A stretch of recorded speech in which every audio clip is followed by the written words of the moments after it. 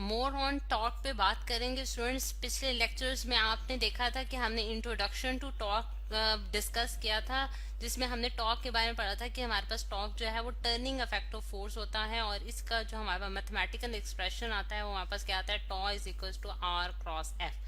ठीक है, यानी कि ये दो चीजों पे डिपेंडेंट होता है। आर जो है हमारे पास मोमेंट आर्म है, और स्टूडेंट्स एफ जो है वो हमारे पास फोर्स है जो कि हम अप्लाई करते हैं किसी बॉडी पे। ठीक है, और उसकी वजह से जो टर्निंग इफेक्ट प्रोड्यूस हुआ है वो हमारे पास टॉर्क कहलाता है। अब आज हम जो है जो जिस टॉपिक पे बात करेंगे हम रिजिड बॉडीज के लिए। ठीक है, रिजिड बॉडीज के लिए हम लोग जो है वो टॉर्क की वैल्यू कैलकुलेट करेंगे। अब रिजिड बॉडी जो है स्टूडेंट्स, हमारे पास वो बॉडी होती है जिसमें हमारे पास जो मॉलिक्यूल्स होते हैं वो टाइटली बाउंड होते हैं, एक उनकी फिक्स पोजीशंस होती है। जैसे हम सॉलिड्स की बात करते हैं वो हमारे पास रिजिड बॉडीज में आ जाती हैं। अब यहाँ भी हम एक रिजिड बॉडी मैं आपको शो कराने जा रही हूँ जो कि फिगर में दिखाई जा रही है।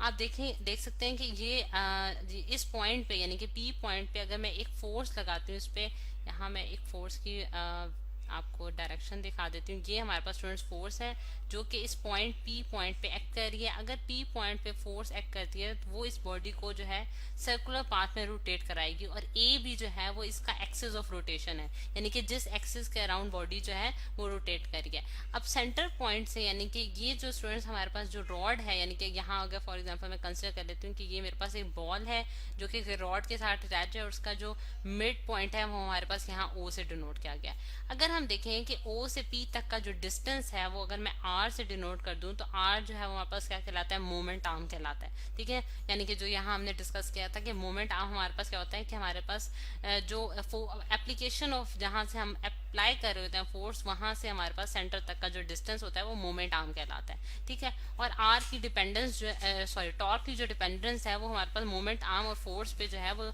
इक्वली जो है वो डिपेंड कर रही है। अब अगर हम फोर्स जो कि इस पे अप्लाई हो रही है रिजिड बॉडी पे, इस फोर्स के अगर हम इसको कंपोनेंट्स में रिजोल्व करें, यानी कि रेजोल्यूशन ऑफ द कंपोनेंट का मेथड अगर इसमें अप्लाई करें, तो स्टूडेंट्स आप देख सकते हैं कि इसके दो कंपोनेंट्स आ जाएंगे। एक हॉरिजॉन्टल कंपोनेंट होगा और एक हमारे पास क्या आ जाएगा, वर्टिकल कंपोनेंट।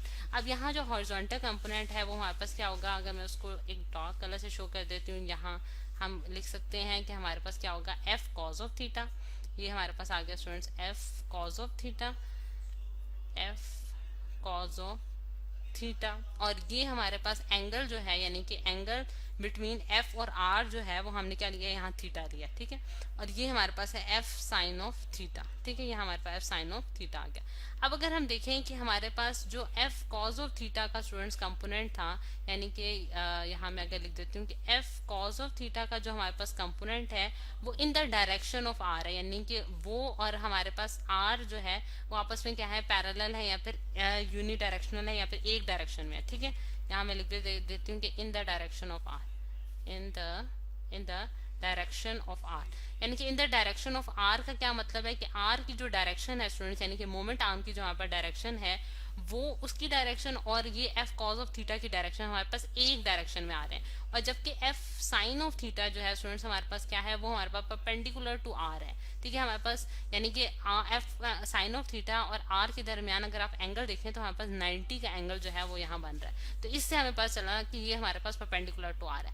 अब अगर हम देखना चाह रहे हैं कि हमारे पास वो कौन सा फोर्स का कंपोनेंट होगा जो कि हमारे पास टर्निंग इफेक्ट प्रोड्यूस करने में यानी कि टॉर्क प्रोड्यूस करने में हमारे लिए हेल्पफुल होगा, तो वो उसके लिए अगर हम देखें तो हमारे पास जो कंपोनेंट आ रहा है वो हमारे पास क्या आ रहा है, F sine of theta, F sine of theta into R. ठीक है, अब मैंने F sine of theta into R क्यों लिखा है स्टूडेंट्स, इसकी रीजन क्या है वो हम देखते हैं कि हमारे पास एफ कॉज ऑफ थीटा जो है उसकी डायरेक्शन क्योंकि आर की डायरेक्शन में आ रही है, और उसकी जो लाइन ऑफ एक्शन में से वो लाइन जो है वो पास आउट कर रही है, यानी कि आप देख सकते हैं कि पिवट पॉइंट में से पास कर रही है। और इस चीज में ये वाला जो फोर्स का कंपोनेंट होगा यानी कि एफ कॉज ऑफ थीटा, ये हमारे लिए कोई रोल प्ले नहीं करेगा टॉर्क प्रोड्यूस करने में, यानी कि इसका कोई किरदार नहीं होगा कि वो टर्निंग इफेक्ट प्रोड्यूस कर सके। सो ओनली जो फोर्स का कंपोनेंट आ रहा है वो हमारे पास क्या है, एफ साइन ऑफ थीटा, जो कि परपेंडिकुलर है आर के। इस चीज को हम इस तरह से भी समझ सकते हैं स्टूडेंट्स कि जिस तरह से आपने देखा था कि हमने इंट्रोडक्टरी लेक्चर में जो है वो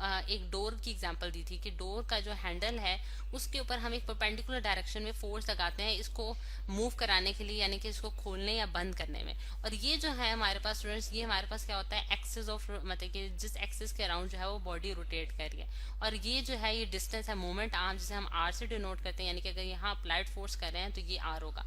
अगर मैं आर की ही डायरेक्शन में जो है वो फोर्स लगा दूं तो ये जो डोर होगा ये ओपन या क्लोज नहीं हो पाएगा, यानी कि इसमें कोई कोई जो है टर्निंग इफेक्ट प्रोड्यूस नहीं होगा। इसीलिए मैं यहाँ भी यही चीज समझती हूँ कि एफ कॉज ऑफ थीटा जो है वो हमारे लिए कोई इंपॉर्टेंट रोल प्ले नहीं करता, क्योंकि वो in the direction of R है, वो उसी एक्सिस के लॉन्ग है, यानी कि जो पिवट पॉइंट में से पास करिए, यानी कि जो लाइन पिवट पॉइंट से पास करिए उसी की डायरेक्शन में F cause of theta lie करता है। तो फिर इस वजह से मैंने यहाँ एफ साइन ऑफ थीटा का सिर्फ कंपोनेंट लिखा है, और यहाँ हम लिख सकते हैं R F into sine of theta. अब क्योंकि हम लोगों ने क्रॉस प्रोडक्ट का जो है वो हमने पढ़ा है कि हमारे पास टॉर्क जो है वो हमारे पास एक क्रॉस प्रोडक्ट होता है, आर क्रॉस एफ का जो है वो क्रॉस प्रोडक्ट होता है। और ये क्रॉस प्रोडक्ट को जब हम ओपन करते हैं तो हमारे पास क्या आता है, R F into sine of theta. ठीक है। अब स्टूडेंट्स हमारे पास ये जो थीटा है ये हमारे पास बेसिकली एंगल है, ये हमारे पास एंगल है बिटवीन आर और एफ, यानी कि थीटा जो है वो हमारा एंगल बता रहा है बिटवीन आर एंड एफ। ठीक है। आर और एफ के दरमियान जो है ये बी स्लैश डब्ल्यू जो है मैंने बिटवीन के लिए लिखा है। यहाँ आप देख सकते हैं कि फिगर में भी थीटा जो एंगल है वो हमारे पास आर और एफ के दरमियान जो एंगल है उसको शो किया जा रहा है विद द एंगल थीटा। ठीक है।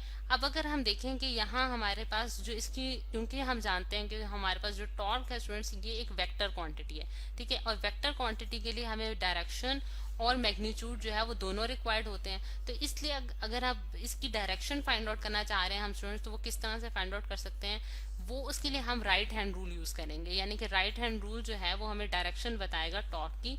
और उसके लिए जिस तरह से यहाँ मैं अगर फिगर पेश कर देती हूँ, ये हमारे पास राइट हैंड रूल की फिगर आ गई। अब यहाँ इसकी फॉर्मूला भी मैं डायरेक्शन भी लिख देती हूँ, यानी कि ये पिछले वाले में तो हमने मैग्नीट्यूड लिखा था, अब इसके साथ इसका डायरेक्शन भी आ जाएगी, R F sine of theta into N hat.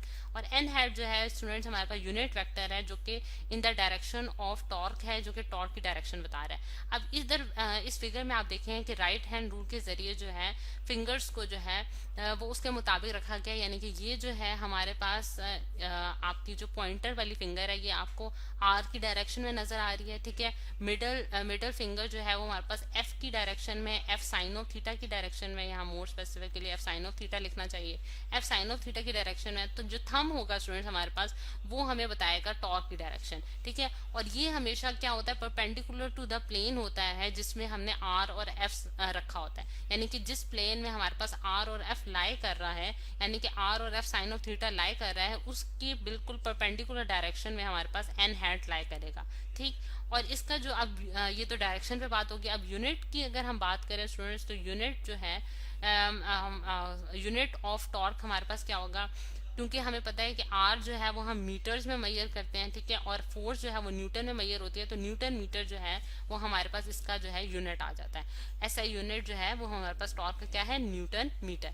अब अगर हम देखें स्टूडेंट्स के हम जिस तरह से हमने न्यूटन सेकंड लॉ पढ़ रखा है F is equal to M A, तो हम ये जानते हैं कि जब हम फॉर एग्जांपल कोई हमारे पास कार है या कोई बॉडी है जिसका कुछ मैस है, और अगर हम उसमें फोर्स लगाएं, एफ फोर्स लगाएं, तो उसमें एक एक्सेलरेशन प्रोड्यूस होती है जिसे हम ए से डिनोट करते हैं। बिल्कुल इसी तरह जो हमारे पास टॉर्क है स्टूडेंट्स वो हमें बताता है कि अगर हम किसी बॉडी में टर्निंग इफेक्ट प्रोड्यूस करते हैं, यानी कि उसको रोटेट कराते हैं, तो उसमें जो एंगुलर एक्सेलरेशन प्रोड्यूस होगी, जैसे मैं अल्फा से अगर डिनोट कर देती हूँ, तो ये हमारे पास जो है ये हमें बताएगा कि इस बॉडी में कितनी एंगुलर एक्सेलरेशन कितनी प्रोड्यूस हुई है। जिस तरह से हमें लीनियर केस में हमें या फिर ट्रांसलेटरी केस में हमें फोर्स जो है वो एक्सेलरेशन की वैल्यू बता रही होती है, बिल्कुल इसी तरह एंगुलर केस में हमें टॉर्क जो है वो एंगुलर एक्सेलरेशन की वैल्यू बताता है।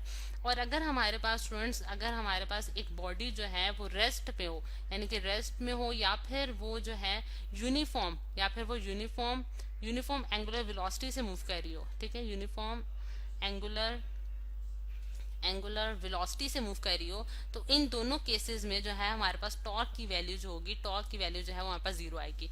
क्यों? क्योंकि हम ये जानते हैं कि यूनिफॉर्म एंगुलर एक्सेलरेशन का क्या मतलब है कि बॉडी जो है वो एक एक मतलब एक पर्टिकुलर इंटरवल्स के साथ उसमें वेलोसिटी में जो है वो चेंज आ रहा है, जिसकी वजह से जो है उसकी वेलोसिटी में जो सॉरी मतलब कि rate of change of velocity जो है वहाँ पर एक्सेलरेशन कराती है। जब उसमें चेंज नहीं आ रहा वेलोसिटी में, तो इसका मतलब है कि उनके उसके पास एंगुलर एक्सेलरेशन जीरो होगी, यानी कि अल्फा की वैल्यू हमारे पास क्या होगी, जीरो होगी, जिसकी वजह से हमारे पास टॉर्क जो है वो जीरो हो जाएगा। जब एंगुलर एक्सेलरेशन नहीं होगी किसी बॉडी में स्टूडेंट्स, तो उसका टॉर्क भी नहीं होगा।